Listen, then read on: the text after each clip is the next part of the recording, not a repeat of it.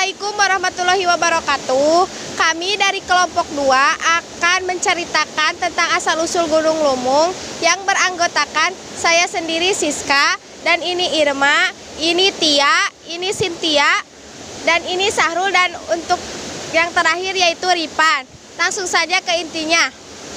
Asal-usul Gunung Lumung yang berada di Kelurahan Cikupa, Desa Pusbarahayu, Kecamatan Pusbahiang.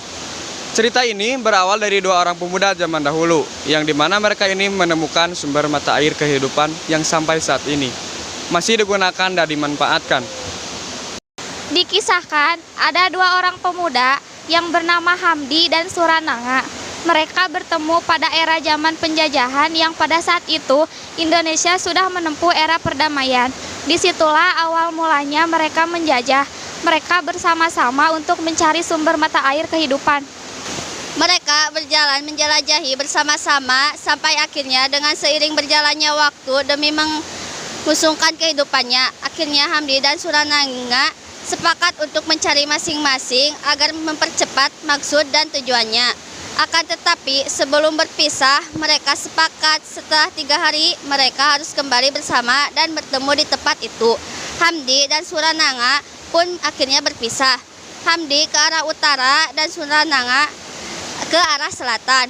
Waktu demi waktu, hari demi hari mereka menjelajah masing-masing. Setelah 3 hari lamanya menempuh perjalanan jauh, akhirnya Hamdi menemukan tempat yang menurutnya bisa dijadikan sumber mata air kehidupan, yaitu sebuah gunung yang terdapat aliran air yang sangat jernih, yang pasti bermanfaat untuk semua orang, pikir Hamdi. Setelah yakin akan tempat itu, akhirnya Hamdi pun bergegas pulang ke tempat yang sudah dijanjikan untuk beritahukan kepada Surananga.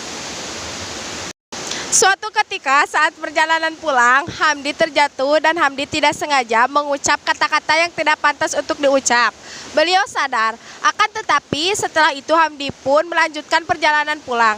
Tidak jauh dari tempat itu, Hamdi digigit ular dan akhirnya Hamdi tidak sadarkan diri dan perjalanan pulang pun menjadi terhambat. Surananga yang sudah kembali ke tempat awal pun bingung di mana keberadaan Hamdi yang pada saat itu sudah sepakat setelah 3 hari harus kembali.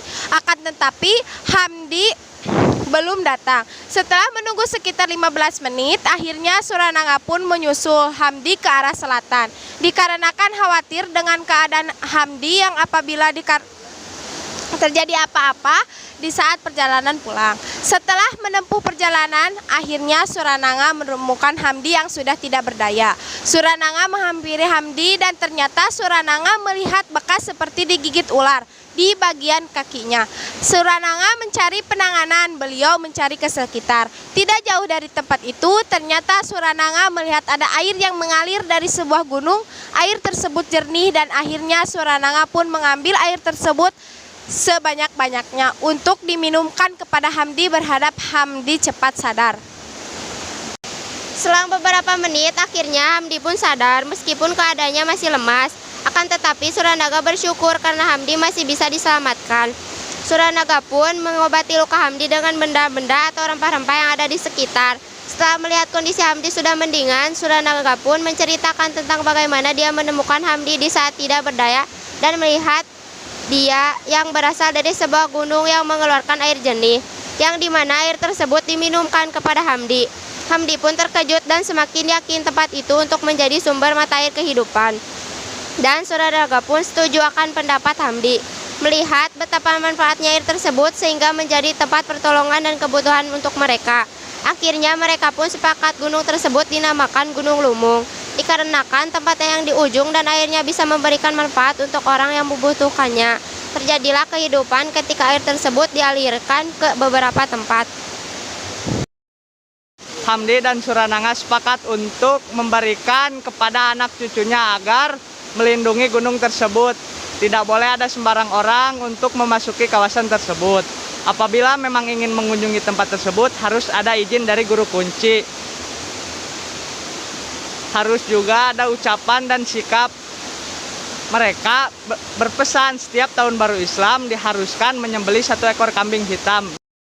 Sekian dari kelompok kami, mohon maaf bila ada kesalahan. Wassalamualaikum warahmatullahi wabarakatuh.